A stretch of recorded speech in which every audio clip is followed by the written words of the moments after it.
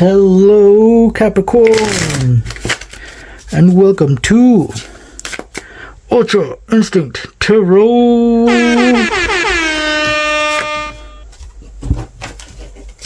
My name is Andres, and I will be the one taking care of you for this reading. Yeah.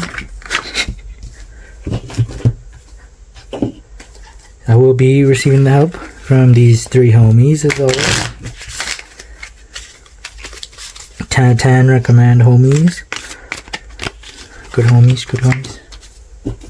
You want good homies around you? That's what's up, Capricorn. Capricorn. Alright, let's get started, Capricorn. With letting go. Yeah, that's my weirdest intro I've done yet. Let go. 8 of Cups. We are in the Tree of Life of Emotions, and we're on Splendor Sphere. We're very low on the Tree of Life, and also not in the middle.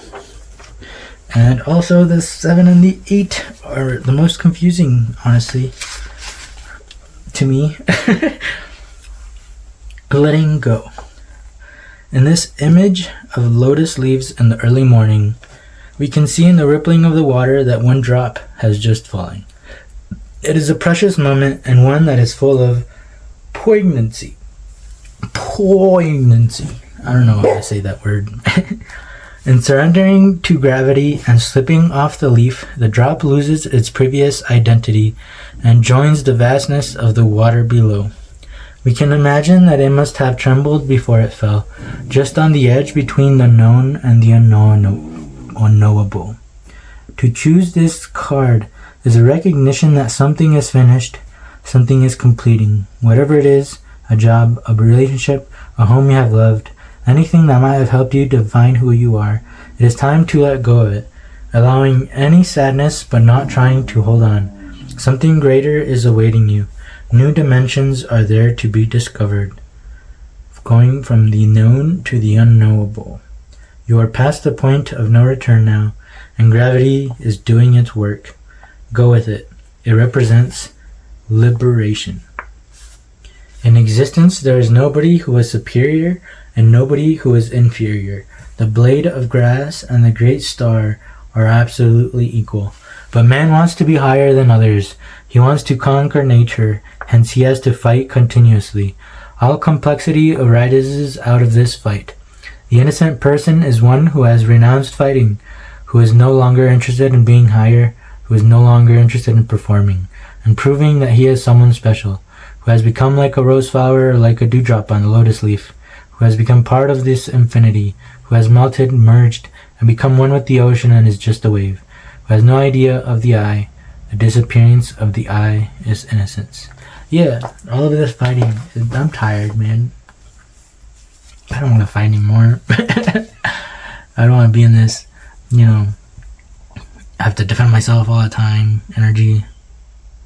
In this, I gotta put you down, make myself feel better, And this whole, I don't know, why not just uplift each other now? It's so tiring having to be in like a battlefield, especially if you're like surrounded by men. It's like you have to be on alert, be defensive, and be able to defend yourself at all times. That's so tiring. The Master. He looks like he would be tired of that and would like to do something else.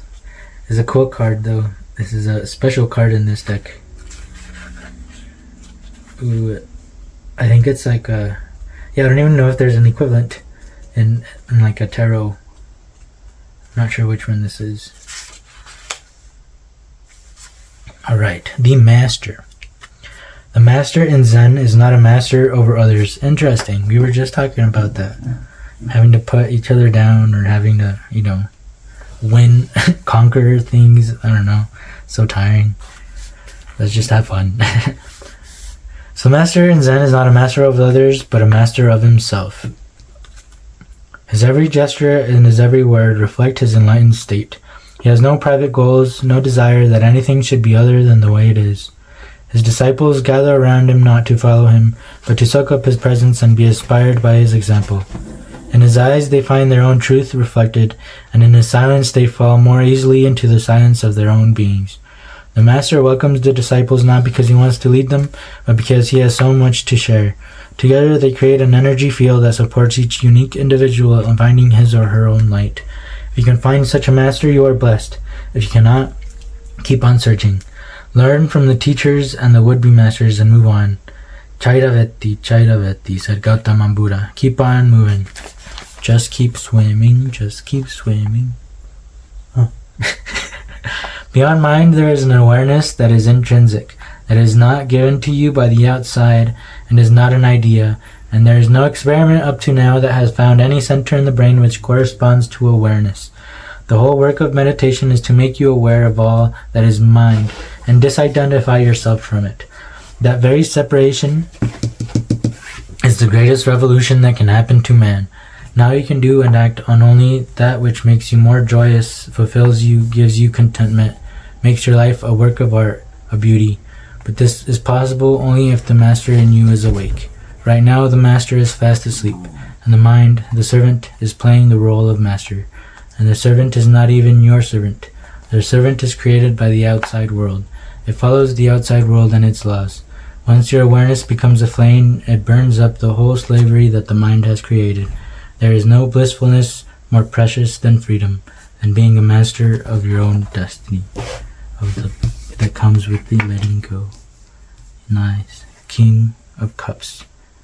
This King of Cups is in control of his emotions.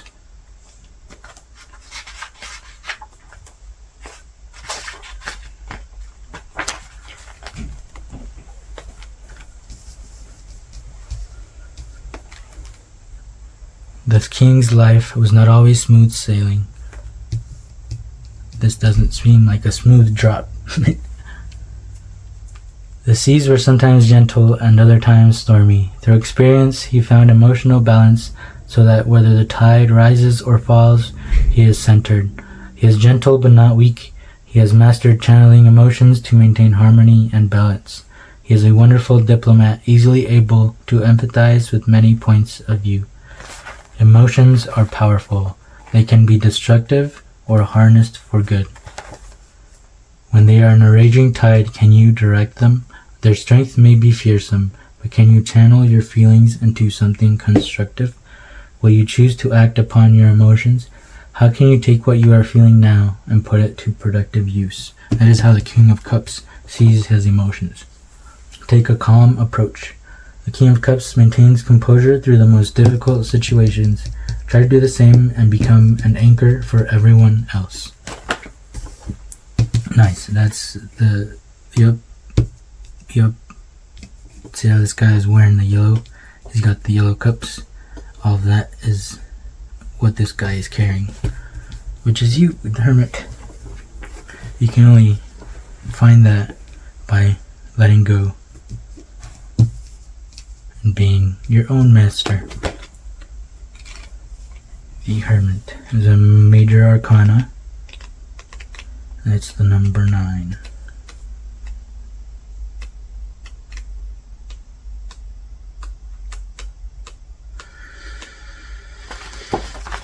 The Hermit is about solitude, withdrawal.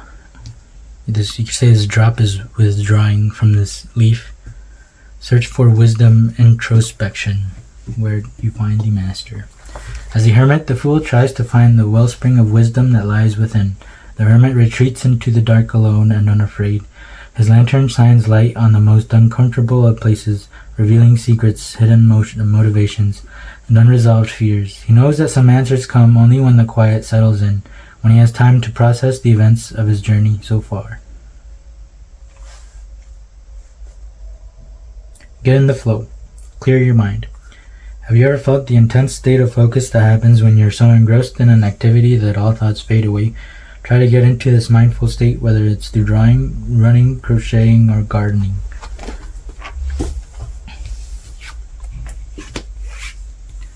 Not in strife. Interesting. Where did this strife come from? sounds like, oh, this strife, interesting. Okay. So, and this, yeah.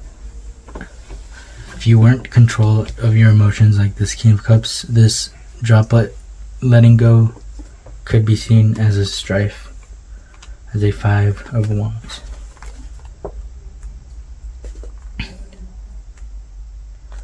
In the Book of Thoth, Crowley writes more about the 5 of Wands than any other small card in this suit. Could it be because this card represents the first decan of Leo, which happens to be where we find the ascendant in Crowley's astrological natal chart? Crowley identifies strongly with Leo. His signature even bore the astrological sign of Leo in place of the A of Aleister. It is one of the only 3 cards on which Crowley literally left his mark.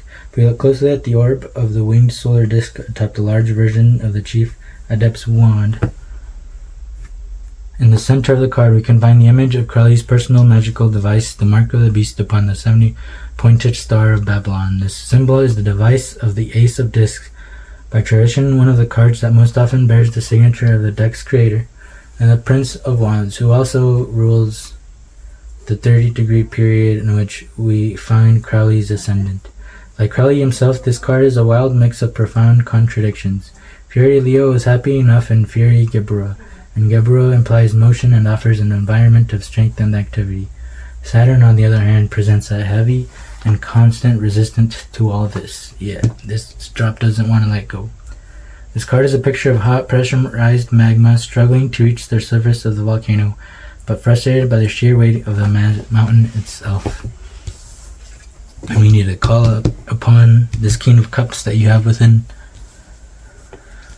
Oh, yeah, you feel this drop feels like it's being oppressed and doesn't want to let go. But this is the 10 of Wands, and after the 10 we restart the cycle in the next suit, which is the Suit of Cups. So the struggle is finally coming to an end, and with that end we're gonna give you some little advice, because this reading is pretty straightforward. Interesting, yeah. Yes, Charles, you wanted me. Number 15.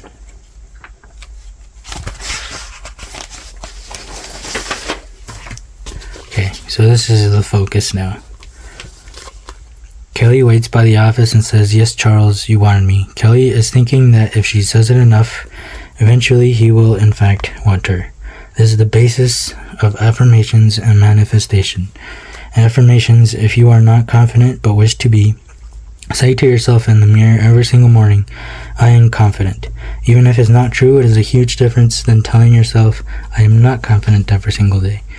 Now take the last step. Confident people don't need to tell themselves that they are confident, they just are confident. So just be confident. Manifestations. Remind yourself of what it is that you want in your life every day. Make it a part of your everyday pattern to somehow remind yourself of what it is you are trying to manifest in your life. When you consistently make it a part of your pattern, you will somehow find a way to have what you want in life. Affirmations and manifestations are all about replacing an old pattern with a new one. So replacing this pattern of strife and oppression from what's happening into a new one. Yes. Go after what you want. I kept wanting to scream at Pam. It took me so long to do so many important things. It's just hard to accept that I spent so many years being less happy than I could have been. Jim was 5 feet from my desk and it took me 4 years to get to him. Be strong, trust yourself, love yourself. Conquer your fears, just go after what you want and act fast, cause life isn't that long. Pam.